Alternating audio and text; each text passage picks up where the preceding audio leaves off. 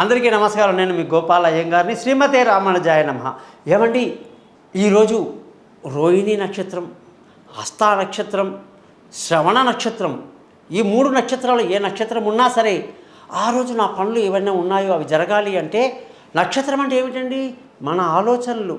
ఆ రోజు చంద్రుడు ఆ నక్షత్రంతో ప్రయాణిస్తున్నాడు అన్నమాట.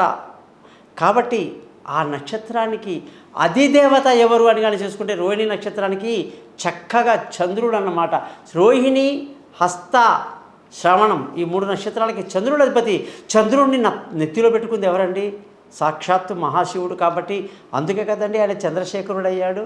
చంద్రాన్ని శిఖరంలో పెట్టుకున్నాడు. మరి కాబట్టి మనం ఏదైనా ఆ నక్షత్రం రోజు పని చేయాలి, మరి ఆ పనులు జరగాలి, సక్సెస్ అవ్వాలి. ఏమో ఎన్ని ఇంపార్టెంట్ పనులు ఉంటాయో. పెళ్లి చూపులకు రావచ్చు, ఏదైనా దస్తావేజులు రాసుకోవాలి, ఏదైనా ప్రయాణం చేయాలి, లేదా ఇంటర్వ్యూ అటెండ్ అవ్వాలి, లేదా ఉద్యోగంలో ఏదైనా కొత్త జాయిన్ అవ్వాలి, పుట్టినరోజు రావచ్చు, మ్యారేజ్ డే రావచ్చు, ఆ రోజు ఆ నక్షత్రం ఉండొచ్చు. అప్పుడు మనం శివాలయానికి వెళ్ళాలి. శివుడికి అభిషేక ప్రియుడు కాబట్టి అభిషేకం చేయాలి. బియ్యం ఒక 1/2 కిలో, 1/2 కిలో చక్కగా పూజారికి దానం చేయాలి, లేదా ఆవుకు తినిపించాలి.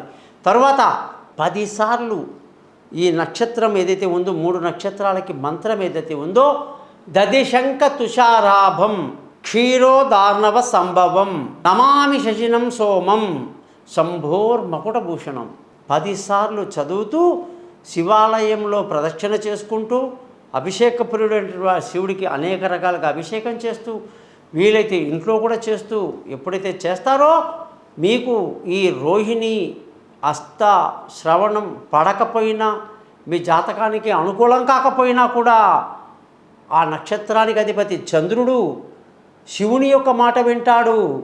శివుడి దగ్గర వెళ్ళి మీరు ఎప్పుడైతే నమస్కారం పెట్టుకున్నారో శివుడి యొక్క ఆజ్ఞతో చంద్రుడు ఏమంటాడు? శివుని యొక్క మాట విని ఎంతటి జాతకుడైనా సరే ఎటువంటి ఇబ్బంది లేకుండా వాళ్ళకి ఆ రోజంతా కూడా సక్సెస్ఫుల్గా అన్ని విషయాల్లో లాభాలతో గడిచేటట్టుగా చేస్తాడని చెప్పేసి ఈ విషయాన్ని ప్రతి ఒక్కళ్ళు తెలుసుకోవాలి. ప్రతి ఒక్కళ్ళు మరొకరికి షేర్ చేయటం అనేది మర్చిపోకండి. ఈ విషయాలు ఎంతమందికి మనం తెలియజేస్తే మనం కూడా ఎంతో పుణ్యం చేసిన వాళ్ళం అవుతాం. కాబట్టి ఈ నక్షత్రం నాడు ఈ విధంగా చేయటం అనేక శుభాలకు దారితీస్తుందని తెలియజేస్తూ మీ గోపాల్ అయ్యంగార్.